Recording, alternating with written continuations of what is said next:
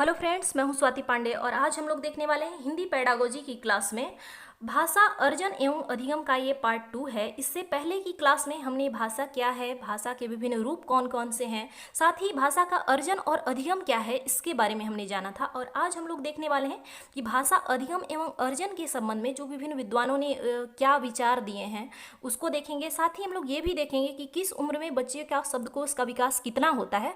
तो चलिए शुरू करते हैं।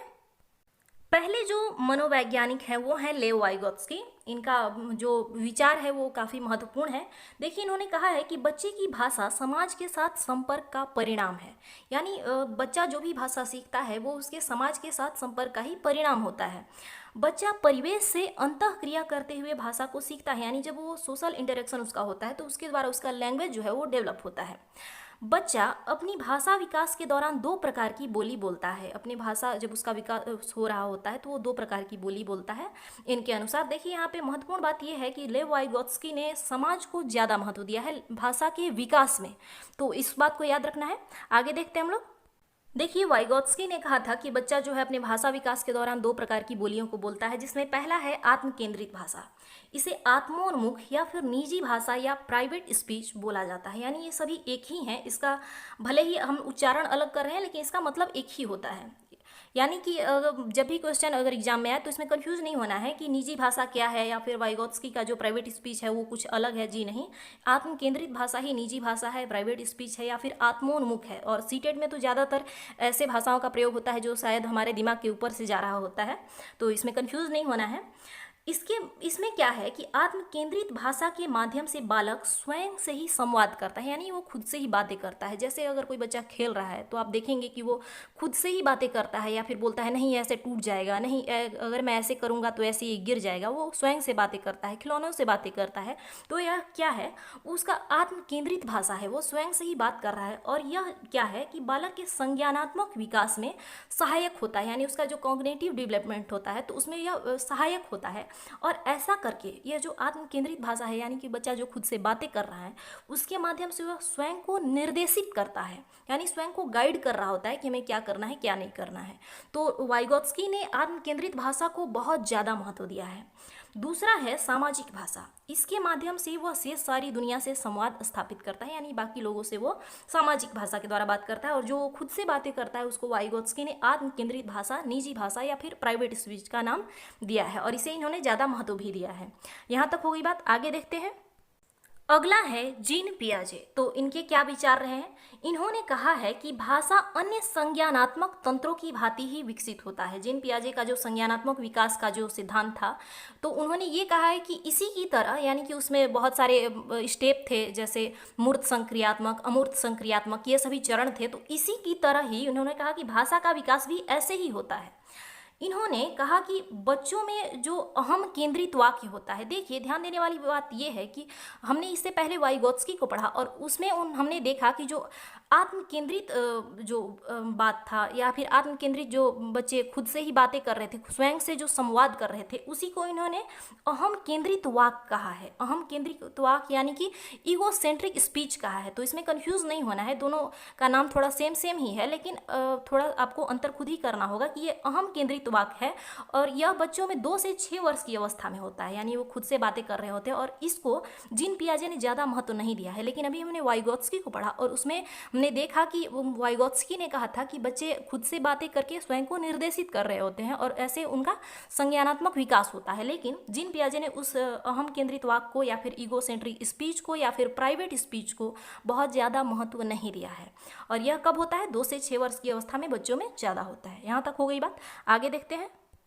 अगला है नॉम चॉम्स्की। देखिए, इनका भी जो विचार है ये काफ़ी महत्वपूर्ण है। इन्होंने अपने review of Skinner's verbal behaviour के द्वारा अपने विचारों को स्पष्ट करते हुए कहा है कि बच्चों में जो भाषिक क्षमता होती है, यानी भाषा अर्जन की जो क्षमता होती है वो जन्मजात होती है। ये पॉइंट नोट कर लीजिएगा आप लोग कि चॉम्स्की ने क्या कहा था कि बच्चों में जो लैंग्वेज डेवलपमेंट का जो क्षमता होता है वो जन्मजात होता है, प्रत्येक बालक सीखने की शक्ति के साथ ही जन्म लेता है, यानी उसमें जन्मजात होता है कि वह चीज़ों को, अपने भाषा को अपना अर्जित कर ले।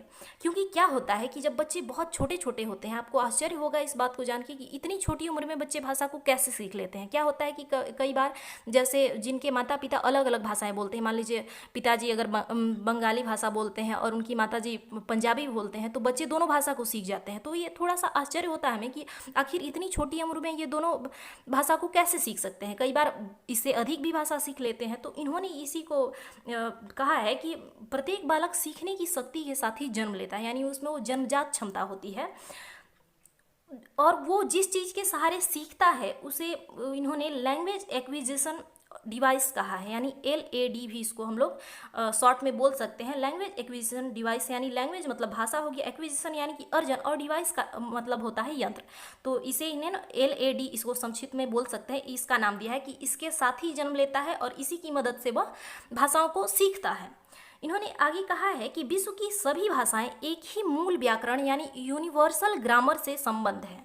यूनिवर्स यानी कि सार्वभौमिक है, वो सबों का लगभग एक ही जगह से उत्पत्ति हुआ है, कुछ ना कुछ उनमें समानताएं होती ही हैं और जिन्हें समझने में LAD जो है यानी कि लैंग्वेज एक्विजिशन डिवाइस जो है ये हमारी सहायता करता है। तो ये नोम चॉम्स्की के विचार थे जो कि काफ़ी महत्वपूर्ण हैं। आगे हम लोग देखेंगे। अगला पॉइंट है हमारा भाषा अधिगम और अर्जन को प्रभावित करने वाले कारक। वो कौन कौन से कारक हैं जो कि भाषा के अधिगम और अर्जन को प्रभावित करते हैं? तो इनमें तो बहुत सारे हैं, कुछ व्यक्तिक भी हो सकते हैं, कुछ सामाजिक भी हो सकते हैं। जैसे व्यक्तिक में क्या हो गया कि अगर बच्चे का मानसिक विकास सही से नहीं हुआ है, संज्ञानात्मक विकास उतना अच्छा तरीका से नहीं हो रहा है, तो वो भाषा को कैसे सीख सकता है? नहीं सीख सकता है। कई बार बच्चों में भाषा का अर्जन नहीं होने वाला एक विशेष रोग भी पाया जाता है, तो ऐसी भी स्थितियाँ बनती हैं। तो बहुत सारे इसके कारक हैं जिनमें से मुख्य ये 2-3 हैं। जैसे हमारा हो गया सामाजिक परिवेश। क्या है कि अभी हमने वाइगोत्स्की को जब पढ़ा तो हमने देखा कि उनके अनुसार जो भाषा है वो सामाजिक संपर्क का ही परिणाम है, यानी कि बच्चे का जो सामाजिक परिवेश जैसा होगा वो वैसी ही भाषा सीखेगा। जिस भाषा उस समाज में जैसी भाषाओं का प्रयोग लोग करते हैं वैसा ही बोलेगा। अगर समाज जो है वो सभ्य है या फिर शुद्ध भाषा का प्रयोग करता है तो वो बच्चा भी वैसा ही सीखेगा। लेकिन अगर समाज असभ्य है, वहाँ पे असभ्य भाषाओं का प्रयोग किया जाता है, तो बच्चा भी वैसा ही सीखेगा। यह सामाजिक परिवेश का उस पर प्रत्यक्ष रूप से प्रभाव पड़ता है उसके भाषा के विकास में। दूसरा है भाषा अर्जन की इच्छा, यानी कि बच्चा जब अपनी मातृभाषा को सीख रहा होता है तो उसको सहज ही सीख लेता है। लेकिन अगर हमें कोई दूसरी भाषा जब सीखना होता है तो वैसी स्थिति में हमारी इच्छा भी बहुत हद तक निर्भर करता है कि हम उस भाषा को सीखने के लिए कितने इच्छुक हैं। तो इसको भी एक प्रभावी कारक बोला जा सकता है। तीसरा है दैनिक जीवन के अनुभव। देखिए, जो भी शब्द या जो भी चीज़ें जो हमारे दैनिक जीवन से जिसे हम देख रहे हैं, जान रहे हैं, जो हमारे उपयोग में आ रहा है, तो उन शब्दों को, उन चीज़ों को जब हमें सिखाया जाएगा तो हम बहुत आसानी से ग्रहण कर लेंगे, क्योंकि हमने उसको देखा है। वो हमारी जान पहचान वाले शब्द हैं या फिर जान पहचाने वाली वस्तुएं हैं। लेकिन जब आप किसी ऐसी भाषा को, अगर आप हमें स्पेनिश सीखने के लिए बोल दीजिएगा तो शायद ये हमारे लिए भी बहुत कठिन होगा। लेकिन वैसे ही अगर आप देखिए, अगर हिंदी सीखने की बात थी या फिर जो हमारी मातृभाषा है उसको सीखने की बात थी, तो वैसी स्थिति में तो हमें बहुत ज़्यादा मेहनत करने की जरूरत नहीं थी, वो तो हमने सहज रूप से ही सीख लिया। तो यहाँ तक हो गई बात। आगे देखते हैं। अब देखिए, भाषा विकास की कुछ अवस्थाएं होती हैं जिनको 2 भागों में बांटा गया है। एक है प्रारंभिक अवस्था और दूसरा होता है वास्तविक अवस्था। तो प्रारंभिक अवस्था क्या है? यह लगभग जन्म से 8-9 महीने की अवस्था है। इसमें बालक जो है वो ध्वन्यात्मक संकेतों को, यानी कि ध्वनि वाला संकेत को सुनकर उस भाषा को बोलने के लिए और समझने के लिए स्वयं को तैयार करता है। यानी जब भी उससे कुछ बोलता है कोई भी इंसान, जब उसके माता पिता हो या भाई बहन हो या कोई भी उससे कुछ बोलता है तो उसको बहुत ध्यान से सुनता है और उसको समझने का प्रयास करता है। हालांकि उस टाइम उसको कुछ भी समझ नहीं आ रहा होता है, लेकिन वो प्रयास करता है या फिर स्वयं भी प्रयास करता है कि उसमें कुछ बोले, स्वयं को तैयार करता हुआ प्रतीत होता है। ऐसा लगता है कि वो कुछ बोलेगा। जैसे रोना चिल्लाना, यह क्या है? जैसे ही बच्चे का जन्म होता है वो रोना शुरू कर देता है। यह एक स्वाभाविक क्रिया है या स्वचालित है। अब ऐसा तो नहीं है कि किसी बच्चे को कोई रोना सिखा रहा है, ऐसा नहीं है ना कि किसी को रोना सिखाया जा रहा है। यह जन्मजात ही होता है, वो शुरू से ही रोना शुरू कर देता है जन्म लेते ही।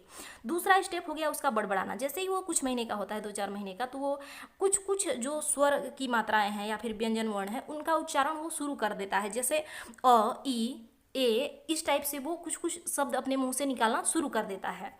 यहाँ तक हो गई बात। आगे है हाव भाव की भाषा। जैसे ही वो 7-8 महीने का होता है तो उस टाइम में उसमें हाव भाव की भाषा जो होती है उसका भी विकास होने लगता है। कोई अगर उसको देख के मुस्कुराता है तो वो भी मुस्कुराने लगता है, या फिर ए ऊ ऐसा बोल के वो उसको बुलाने का या अपनी भावों को प्रदर्शित करने का प्रयास करता है। तो इस अवस्था में जो प्रारंभिक विकास की अवस्था है, इसमें वो स्वयं को तैयार कर रहा होता है बोलने के लिए। वो बोलना चाहता है लेकिन उसमें इतना विकास नहीं हुआ होता है भाषा का कि वो स्पष्ट बोल सके।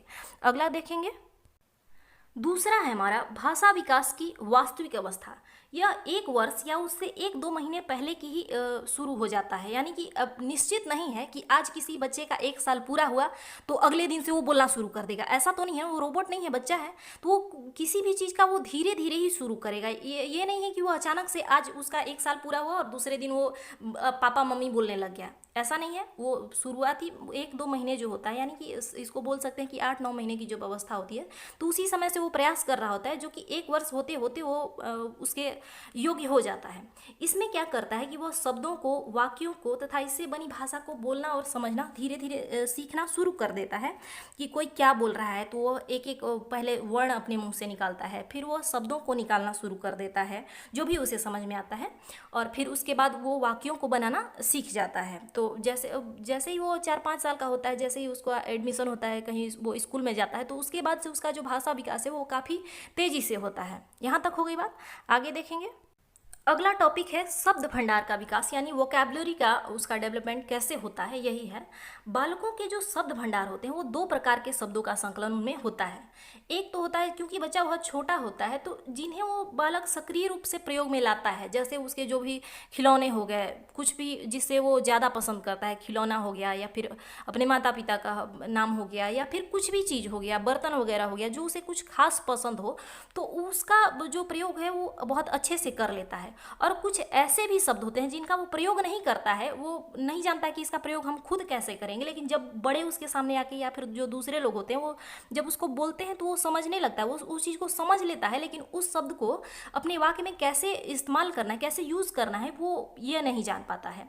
दूसरा है कि बालकों के शब्दकोश में वे शब्द पहले आ जाते हैं जो उसकी शारीरिक आवश्यकताओं को पूरा करता है।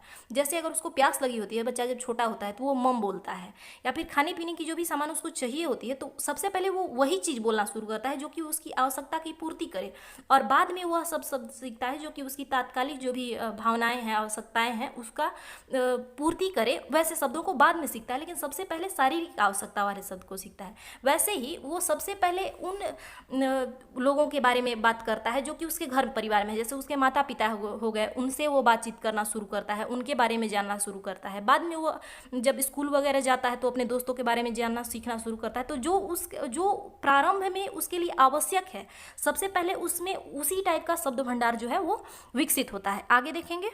देखिए, अब किस आयु वर्ग में बच्चों में कितना शब्द भंडार होता है इसका चार्ट दिया गया है। ये यहाँ से सीधे सीधे क्वेश्चन सीटेट में पूछ लिए जाते हैं और हम अक्सर गलतियाँ करके आ जाते हैं। देखिए, जन्म से 8 माह तक का जब बच्चा होता है तो उसमें एक भी शब्द भंडार नहीं होते, वो शब्दों को नहीं समझ पाता है। लेकिन फिर 12 माह का होते होते उसमें 3 से 4 शब्द जो है वो बोलने लग जाता है उसको।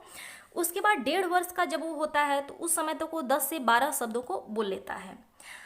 उसके बाद जब वो 2 वर्ष का होता है तो लगभग 272 शब्द जो होता है वो बोल लेता है, और 2.5 वर्ष का होते होते वो 450 शब्द बोलने लग जाता है। देखिए, यहाँ भाषा का जो विकास है, यानी शब्दों का जो विकास है, वो कितनी तेजी के साथ होता है। आगे देखेंगे। 3 वर्ष का होते होते वो 1000 शब्द बोलने लग जाता है, और जैसे ही वो 3.5 वर्ष का होता है तो लगभग 1200 से 1250 शब्द वो बोलने लग जाता है। उसके अपने दिमाग में ये जो शब्द भंडार है वो स्थापित हो जाता है, वो विकसित होने लगता है। उसके बाद 4 वर्ष तक आते आते वो लगभग 1600 शब्द बोलने लग जाता है। 5वें वर्ष में वो लगभग 2100 शब्दों को सीख जाता है, और उसके बाद 11 वर्ष की अवस्था में लगभग उसके पास 50,000 शब्द का भंडार हो जाता है। क्योंकि लगभग वैसे तो अभी देखा जाए कि बहुत कम उम्र में ही लोग अपने बच्चों को प्ले स्कूल वगैरह में डाल देते हैं, लेकिन जो सर्वमान्य जो उम्र है वो लगभग 5 वर्ष है, और उस समय जो बच्चा है वो स्कूल वगैरह में जाता है, और वहाँ जाने के बाद जो उसका भाषाई विकास है वो बहुत तीव्रता के साथ होता है। वो लोग ज़्यादा लोगों के साथ बीच में आता है, टीचर होते हैं, उसके बहुत सारे फ्रेंड्स होते हैं, उनके बीच में जब वो रहता है तो काफ़ी कुछ सीखता है। तो इसलिए 11 वर्ष तक आते आते लगभग वो 50,000 शब्द सीख जाता है। 14वें वर्ष तक वो लगभग 80,000 से ज़्यादा शब्द सीख जाता है और 16 वर्ष आते आते वो 1 लाख से अधिक शब्द को सीख जाता है। तो यहाँ तक हो गई बात। इसका आप लोग स्क्रीनशॉट ले सकते हैं, इसका नोट्स बना सकते हैं। तो आज के लिए इतना ही। अगले दिन हम लोग देखेंगे कि भाषा का शिक्षण का जो सिद्धांत होता है वो कौन कौन से हैं और किस तरह से होते हैं। तो चलिए मिलते हैं हम लोग अगली क्लास में। धन्यवाद।